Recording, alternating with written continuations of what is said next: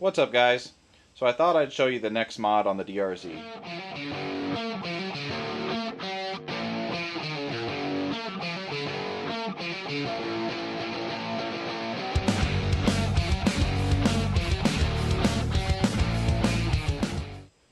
But before we get to that, I thought we'd get to a new sticker for the board. Now this one wasn't sent to me just through my channel, it was just one that I picked up, but this guy is a pretty low subscriber count. I think it's like 2.5, maybe 3K, but he's an amazing YouTuber, and he really should have a lot more subs than he does. But you know, motorcycling videos don't get really huge unless you're doing just absolute crazy stuff. This guy here, now I have another sticker from him, but this guy is his channel's called Fridays the Bomb, and I actually have one. I know the windscreen's a little bit dirty, but in there I've got Fridays the Bomb original sticker on the bike, and then this is his new one here. But we're gonna throw this up there. But this is an awesome motorcycle rider, and he does a lot of camping videos, which I'm hugely into. You know, I like outdoors and camping, much like a lot of these other videos on here. A lot of these guys do that kind of stuff, but he does motorcycles and camping, so you can't beat that. So we're gonna throw this sticker up there, and then you guys can check out his channel if that kind of thing interests you. But he does some amazing videos, some of the coolest intros I've seen, and he actually inspired me to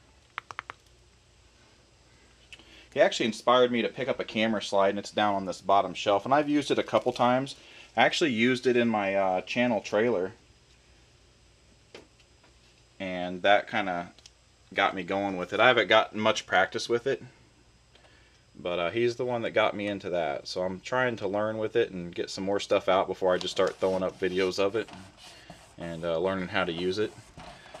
But yeah, I ordered this sticker from him. I forget how much it was, but you know, he's just a small-time YouTuber, and I can understand charging a bit for a sticker. But I've watched so many of his videos, and you know, to me, that's a small price to pay for an awesome sticker and to help support a good YouTuber. So definitely check him out, and then of course all these other awesome YouTubers up here. Too many good names to mention, but there's just a lot of them, and you can see I've still got a lot more room. So if you guys want to send me a sticker, please send me a sticker, and I will send you some of mine. So I thought I'd show you the next mod for the DRZ. It's a pretty big one. It came in this large box over here, so you can probably imagine how big it is. And if you look, you can see something's missing. So over here, I've got a new gas tank. Now I did make kind of an install video on this, but I don't know that I will upload it because it really wasn't that interesting. I mean, it's basically just putting this on there with a few modifications. It originally came with this petcock, and as most of you know, I do ride off-road, and this plastic really worries me. Especially since a petcock sticks out, and when it's in the on position you can see it's pointing down, and that's even worse. If it was pointing like to the side or something, or even up in the on position, it probably would have been okay and maybe not got hurt. But with it pointing down, I'm just afraid that I would break this off on the trail or something, and you know, have a huge leak there and not be able to repair it. So I've actually got an upgrade. Drop the bolts out of there. This is what they call a Raptor petcock. But as you can see, it's all metal, and it's just the gravity fed style. And I actually have the same thing on my KLR, that I took the stock petcock off of that, and I replaced it with one of these. So that's going on here. But if you look at them here, they're different styles. So you can see that one's got two tubes with the reserve and the main on fuel being separated. This one is all in one, so you got your tube inside of here going all the way up here for the normal, and then anything below that would be the reserve. You know, any fuel level below that would be your reserve setting. So you can see that it's only one tube while this is two. So basically I need to widen the hole, which I've already done. Now, I didn't want to make a video just, you know, widening the hole, but it was kind of difficult because you really got to make sure you're not going to mess it up too much. But the original hole was just right here in the middle, where this would have just slipped just in like that. And then this one here, I used a rasp, and I had to go buy a new set, just a cheap set from Walmart, because the one I had, I guess I used it on metal at one point, and it really wasn't sharp and hardly doing anything. So now this one will fit right in there perfectly, and the bolt holes line up perfectly. So that wasn't too bad of a mod, you know. Nothing that anybody couldn't do pretty simply. But you know, you got to make sure you do it right, because you don't want to ruin an expensive gas tank like this. So anyway, that's what I got. And the fuel petcock I got, you can see there, it's K&S stock number 57-4001. So if you need one for your IMS, Acerbis, or your Safari tank, this one is perfect for that. I picked that one up off of procycle.com. So anyway, I'm going to get this bolted up and get it installed on the bike, and then we'll check out what the tank looks like on the bike and see the difference. But this tank here, even though it's bigger, you know, it's plastic, so it's absolutely lighter than the stock metal tank. So it's always an upgrade for that. And as well as I'm not going to have to carry the 1 gallon Rotopack on the back of here anymore, because I want to have less weight up high back here, you know, above this shock. I would rather have the extra gallon up in front, you know, where it's down a little bit lower and everything, and it's a lot better for a motorcycle than to have all the weight back here. So then that'll let me put the weight of my luggage back here, which, you know, when I go camping, I actually just got back from camping and I actually took that tank with me. So there might be a video of that. I don't know if I'll put much together of that, but I took it camping and went 400 miles or so round trip, and that tank did over 120 miles before I even thought about getting fuel. I never even had to hit reserve on it, so I don't know how many miles I'll get out of it total. I'm hoping for anywhere from 150 up to, I don't know, 175 hopefully. But yeah, I'm going to get that tank thrown on there, and then I'll show you what it looks like.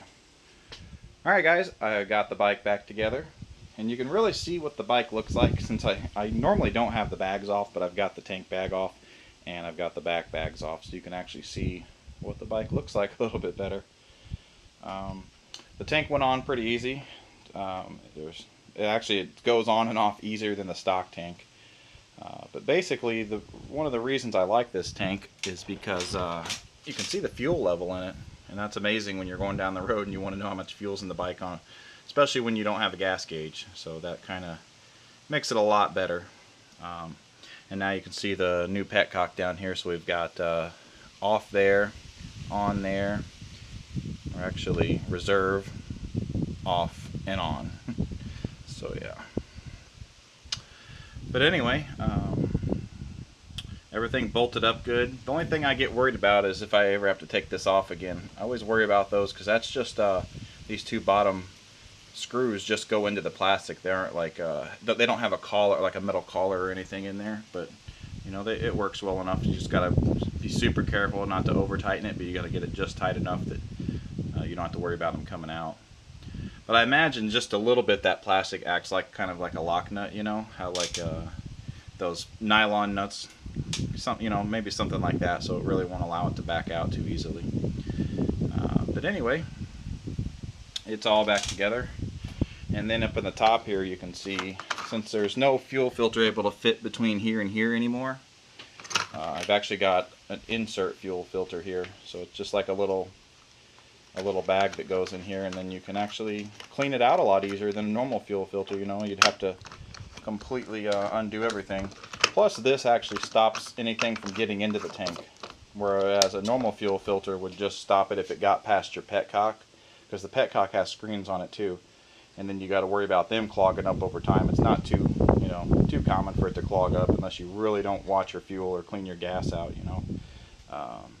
So now I've got one up there, and it'll kind of stop everything before it even gets to the tank or into the carbs, so that should be pretty good.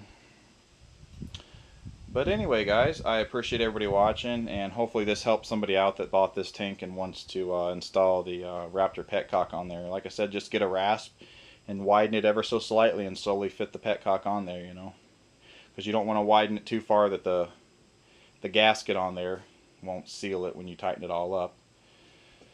But that should be about it. You can see the tank looks pretty good. It does go a little bit taller than the stock tank, so that's kind of a little bit different, you know, and a little bit wider here, so your legs aren't as close to the bike. But I rode it 2 days in a row on a long trip, 100 plus miles a day, and it rode amazing. Didn't have a problem, and I only had to fuel up once on a 2-day trip, and that's a definite plus. because really the problem with carrying the gallon on the back, besides it being extra weight, is I always tried to get gas before I had to get to that, because it was always a hassle to get to, because you had to unstrap all the bags and undo the thing and then pour it in the tank, you know, and it was just a hassle. So now it's going to be a lot better. I'll be able to get all the mileage as I would have with that on the back, but it's up here and I don't have to worry about it, because I really ended up fueling up before I even needed the roto packs, and it really just made it obsolete because I didn't want to have to mess with it, you know.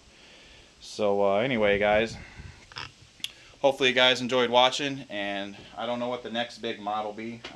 I don't have anything planned.